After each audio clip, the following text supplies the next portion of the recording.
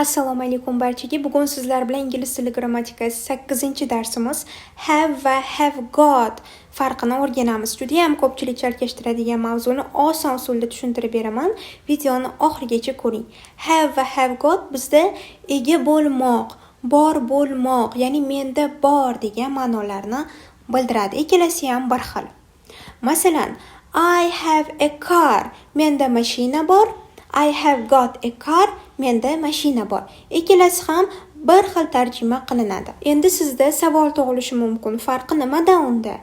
Have got ko'proq kundalik suhbatda va Britaniya ingliz tilida ishlatiladi. Bilasiz, ingliz tili ikki xil.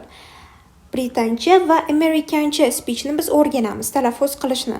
Va aynan Britaniyada have got ishlatiladi, menda bor deyish uchun. Amerika ingliz tilida esa have dan foydalaniladi va bu ko'proq rasmiyroq hisoblanadi. Have got esa kundalik suhbatda ko'p ishlatiladi. Lekin ikkalasini har doim ma'nosi bir xil. Farqi faqatgina shunda xolos. Ma'no bir xil. Menda bor. Darak gaplarimiz, ya'ni oddiy pozitiv gaplarda qanday foydalanamiz? I, you, we, they subjektlarimiz, ya'ni egalarimiz uchun have got, menda bor deyish uchun. He, she, it uchinchi shaxs birlik uchun has got, unda bor deyish uchun. Masalan, I have got two sisters, menda ikkita singil bor. She has got blue eyes, unda ko'k ko'zlar bor. They have got a new house, ularda yangi uy bor yoki ularning yangi uyi bor. He, she uchun has got, I, you, we, they uchun esa have got dan foydalanamiz. Inkor gap, ya'ni negativ gapimizda esa have got uchun not qo'shishimiz kerak bo'ladi. Ya'ni bizda inkor shakli unaqa emas, ya'ni menda yo'q degani have, hasga biz not qo'shishimiz orqali yasaymiz. Va shunda bizda hosil bo'ladi I have not got any money, menda pul yo'q. She has not got a bike, qisqartirib hasn't yozsak ham bo'ladi. Formulasini yozaman, qarang. Ana endi have ishlatganimizda negativ shaklni qanday yasaymiz desangiz, have ishlatganimizda biz negativ shaklni yasashda do va does dan foydalanamiz.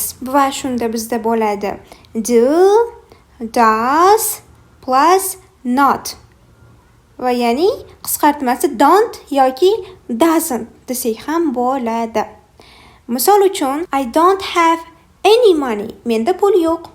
He doesn't have a bike, unda velosiped yo'q. Ko'ryapsiz-a?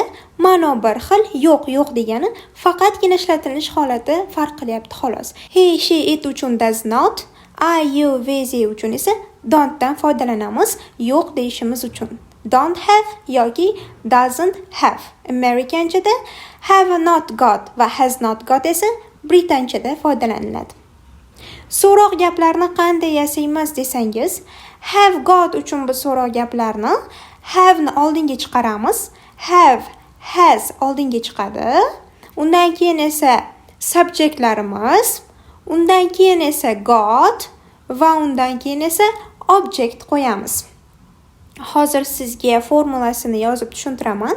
Have, has plus subject plus got plus object. Va shunda savolimiz have you got a pen? Has she got a laptop? deb savol beriladi. O'sha formulaga asoslanib. Have uchun esa biz doimgidek do, does dan foydalanamiz savol berish uchun. Do, does, keyin esa subject, ya'ni ega, keyin have va keyin object qo'yamiz. Xo'p, formulasi shunaqa. Do, does plus subject, ya'ni ega, plus have plus object bo'ladi. Have dan keyin bu yerda got ishlatilmaydi. Esingizda saqlab qoling, chunki biz do, does dan foydalanyapmiz va got faqat British Englishda bo'ladi, Americanda emas.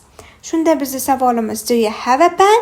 Does she have a laptop ga o'zgaradi. Eslab qoling, do you have got a pen emas, got faqat British uchun foydalaniladi.